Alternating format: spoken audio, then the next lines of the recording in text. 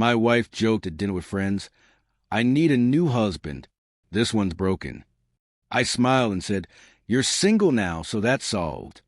Then I left the restaurant. Her frantic calls started when she realized I wasn't coming back. And honestly, even now, retelling this, I can still feel the shock in her voice vibrating through my phone as it rang and rang in my pocket while I walked down the sidewalk, pretending the cold air didn't hurt as much as her words did, pretending that I wasn't the man who sat across from the woman he loved and heard her publicly humiliate him like it was harmless comedy, like the punchline wasn't my dignity. The truth is, I've been swallowing these jokes for months, maybe years, ever since Emily found her new friend group at her marketing job. People who adored sarcasm, constant teasing, the kind of flashy apart-from-reality banner that always had to be louder, meaner, more performative than everyone else's. And slowly, without me noticing at first, she stopped being the woman who used to kiss my forehead before I woke up for work and gradually turned into someone who saw my soft spots as opportunities to score a laugh. But that night something cracked. Maybe inside me, maybe inside her, and she didn't see it yet, when she raised her glass and said, "I swear, I need a new husband. This one's broken." Everyone laughed except me, and when I looked at her, she didn't even look guilty. She looked entertained, amused, like she expected me to be a good sport and laugh along, like degrading me was a normal part of the show.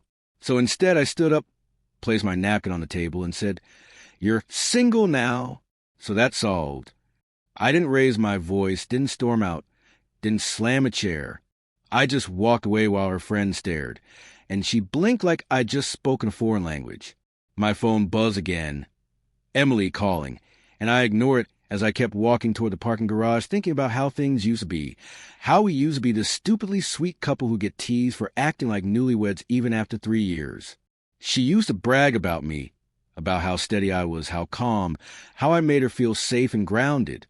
But somewhere along the line, she decided safe and grounded meant boring, predictable, not shiny enough to parade around. I don't know when she started performing our marriage instead of being in it, but I felt the shift like stepping on thin ice. No sound, no warning, just this subtle feeling that you're one wrong move away from falling through. My phone buzzed again. Then again, her text started. "Where are you? Nathan, come back, WTF are you doing?" It was just a joke. "You're embarrassing me. Answer your phone now." I kept walking. I didn't want to talk while I was angry, because whenever I speak while angry, I either shut down completely or become someone I'm not proud of, and I didn't want to give her or myself another wound to deal with.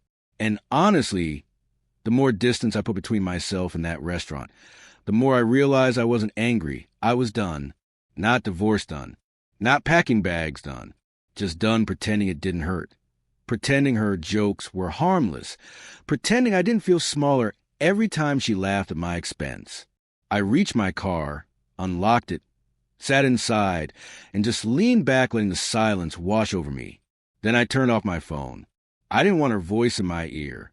Not yet. I drove home slowly, half hoping she wouldn't come home immediately, so I could just breathe. And for once, I got lucky.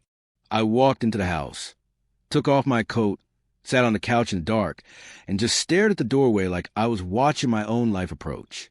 When Emily finally burst through the door 40 minutes later, she slammed it shut and yelled, "Nathan, what the hell was that?" But there was fear in her eyes, real fear. She didn't expect me to call her bluff. She didn't expect me to walk away. She always thought I'd stay no matter how many times she poked, prodded, laughed, rolled her eyes, dismissed my feelings as dramatic, dismissed my concerns as insecure, dismissed my hurt as overreacting. She approached me like she was approaching a wild animal, cautiously but irritated, like somehow I'd wronged her. "I was kidding," she insisted, dropping her purse on the floor. "You made it weird." I didn't even answer at first. I just looked at her and let the moment stretch long enough that she shifted uncomfortably. And then I said, "You meant it." She blinked, taken aback. "What?" "No, I didn't, Nathan. They were just jokes." "Jokes you've been making for months," I said, voice steady. "Jokes about my career, about my body, about how I'm not social enough, not exciting enough, not ambitious enough, not whatever new flaw you find that week. You don't joke about things you don't secretly believe." She crossed her arms and said the line she always used when she didn't want to confront the truth. "You're being dramatic." But this time it didn't hit the same. I didn't crumble or question myself or take the blame. I just stood up and said, "I want space." That froze her. Space? What does that even mean? "It means," I said, grabbing my jacket again, "I don't want to be around you right now." Her face crumpled. Anger, shock, hurt, confusion blending all at once like she couldn't pick which emotion fit the moment. "Nathan," she whispered, "don't do this." But the thing is, I wasn't doing anything. I was finally stopping something, and that scared her more than anything else.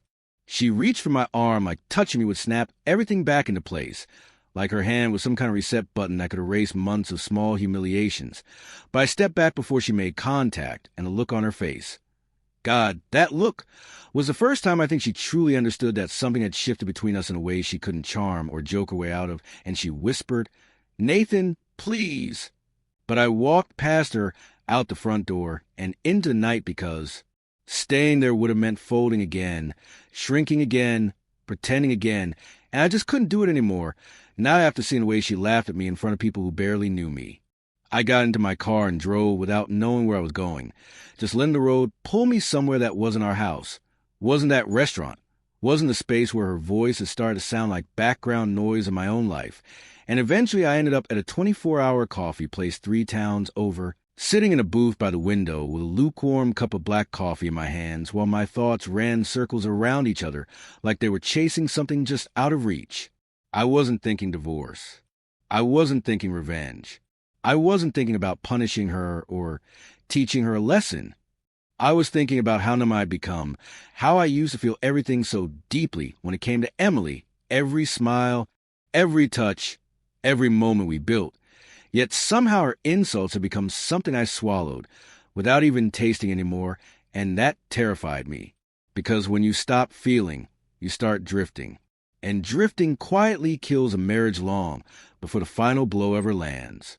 My phone was still off, and I kept it that way for hours until the sky outside started turning pale blue, and I realized I'd spent the entire night awake, staring out the window replaying 5 years of our relationship, trying to pinpoint the exact moment the woman I married became someone who found entertainment in belittling me. When I finally turned my phone back on, it practically exploded with notifications. 37 missed calls, 22 texts, 2 voicemails that I didn't dare open yet. The texts ranged from angry to apologetic to panic to downright frantic. "I can't believe you left. Are you seriously ignoring me? Nathan, this isn't funny. Where are you? Please, I'm scared. Just talk to me. I'm sorry, okay? I went too far. Please come home." I didn't answer. Not yet. I needed clarity before I let her voice into the mess in my head. When I finally drove home that morning, the house looked exactly the same, quiet, calm. The porch light still on like it had been waiting up for me even though the person who left on hadn't. Inside, Emily was sitting on the couch in one of my hoodies, hair messy, eyes red and puffy like she'd been crying for hours. She stood up the moment she saw me, but she didn't run toward me. She didn't yell. She didn't crack a joke to defuse the tension. She just looked at me with this expression that was half relief and half dread. "Nathan," she whispered, voice cracking, "you scared me." I nodded but didn't sit. I needed her to talk first, to tell me what she really felt without twisting it into sarcasm or hiding behind humor like she always did. She wiped her face with her sleeve and said, "I messed up. I know I did. I'm sorry." And for a second, I believed her. For a second, I saw the woman I married, the one who used to apologize with sincerity instead of defensiveness. But then she followed it up with, "I didn't think you'd take it that seriously." And that was the problem in one sentence. She never thought I'd take anything she said seriously, because she didn't take me seriously. I took a breath and said, "Emily, it wasn't just last night." She opened her mouth, but I raised a hand and she stopped. "It's been building. For months. Every time you call me boring, or act embarrassed of me, or make me the joke in front of your friends. You don't even realize how often you talk about me like I'm some burden you got stuck with." Her eyes widened like she was hearing this the first time. like she had never replayed the things she said long enough to realize how cruel they sounded. "I didn't mean any of that," she whispered. "But you said it," I replied. "And jokes stop being jokes when you're the only one laughing." She hugged herself like she was suddenly cold. "I don't know when I started doing that," she said softly. I guess I got caught up trying to fit in with that new group at work. They're sarcastic. They tease each other all the time, and I thought being like that made me, I don't know, more confident." I stared at her. Confidence doesn't come from stepping on someone else. She broke down then, silent tears running down her cheeks like she didn't even have the energy for dramatic sobbing, and said, "I don't want to lose you." And hearing that did something to me. It hurt, but it also made me realize she wasn't the only one who needed a change. I needed to stop being the guy who let his boundaries get eroded inch by inch because he didn't want to cause conflict. Because every time I swallowed something small, she learned she could push bigger. Every time I laughed off a comment that cut too close, she learned she could aim deeper. Every time I stayed silent to keep the peace, she learned I'd be quiet no matter what. And that wasn't fair to either of us. "I'm not leaving," I said quietly, "but I need things to change." She nodded fast, like she'd been waiting for that lifeline, but I continued. "Not next week, not for a few days, until things feel normal again. I need real change. I need you to treat me like your partner, not your prop." She wiped her cheeks. "I will. I promise. I'll try. No, I'll do better." I believed she meant it in that moment. I really did. But life doesn't shift because of one conversation. It shifts because someone decides to do the work, day after day, even when it's uncomfortable. The real test wasn't that morning. It was everything that came after.